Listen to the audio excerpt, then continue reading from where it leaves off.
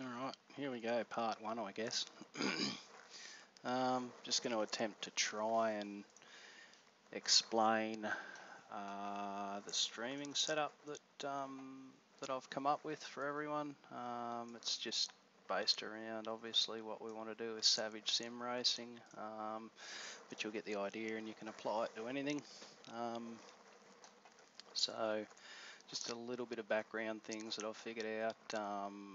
Obviously what this is involving is dual PC streaming, so doing that without a capture card requires some software called NDI. I've got no idea what it stands for, but it's basically taking a shot of your screen, pushing it out over the internet, over a network I should say, so that you can pick it up in OBS, basically off an IP address that runs on the smell of an oily rag compared to OBS.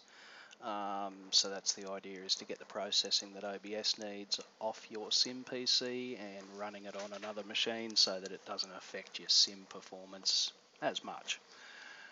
You'll see when we fire it up where it uses a bit of network, but that's over the LAN, so that's fine. But anyway, physical requirements for this is that you need to LAN network everything. NDI has too much lag otherwise, and you don't get a good effect from this.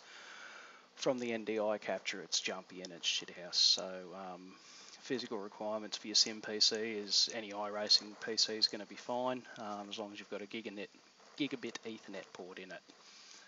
Right there. So that's it. On the stream PC, we're going to need gigabit Ethernet, and I'd recommend an i7 8000, 8700. We're doing it here on a i7 6700, I think, with 8 gig of RAM, but 16 would be the go. And the more sort of virtual cores you can push at it, the better it's going to be. So yeah, 16 gig of RAM would give you heaps.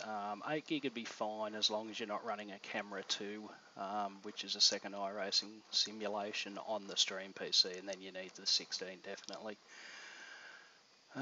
So software requirements, this one's for this video focuses on the sim PC, so we're only going to go down to here on this.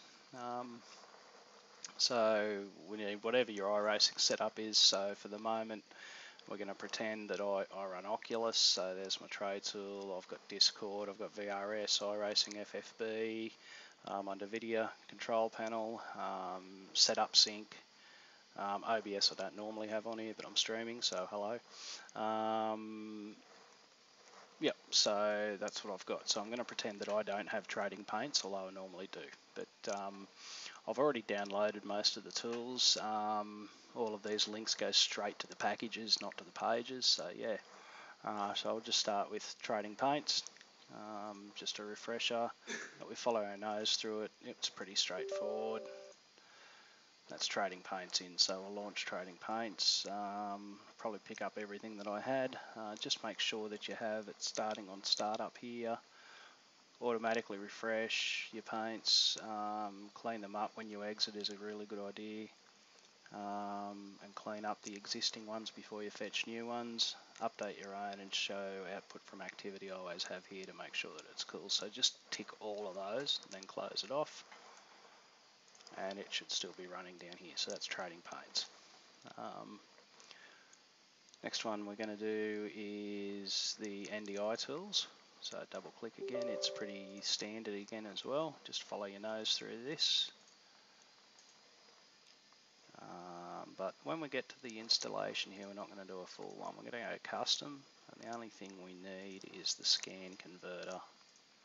So just untick everything else.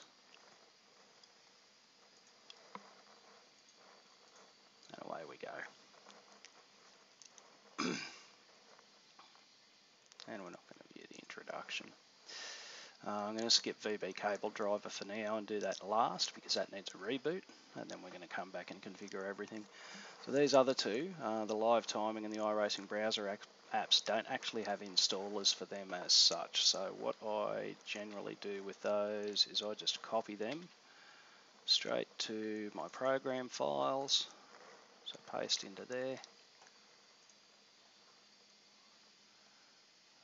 Now iRacing browser apps is fine from there, but but live timing needs permissions changed. So just right click it and go to properties, security, and then edit, and just go down to users and say full control.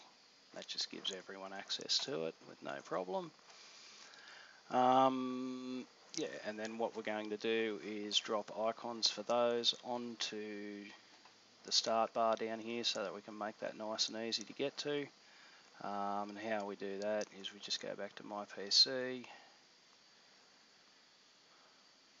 just open a new window.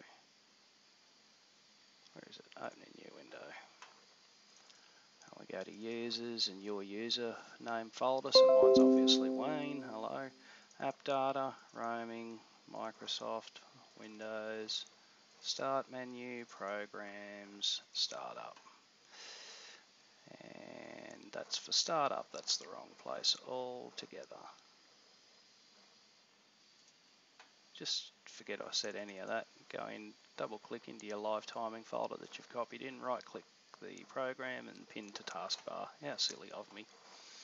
I then do the same thing in iRacing browser apps. Down here with the server, right click and pin to taskbar, and then it might be a really good idea for you to put the update one on your desktop. To do that, click and hold, drag it over, but then when you go to let it go, before you do, hold in the shift and control key and see it changes that. Instead of saying move, it says create link. There you go.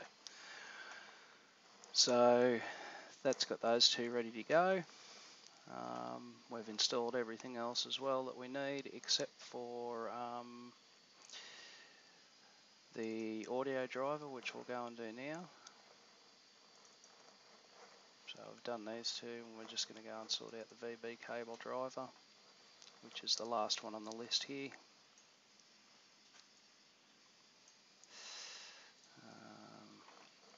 So then here's just VB cable setup here.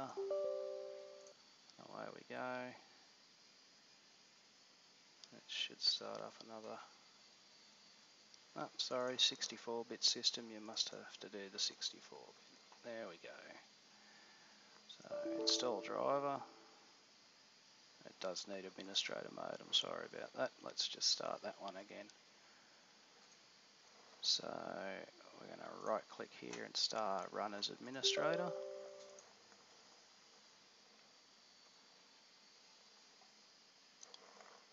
Or is it this one? No, it is this one, and run as administrator. So definitely a 64-bit run as administrator, install driver.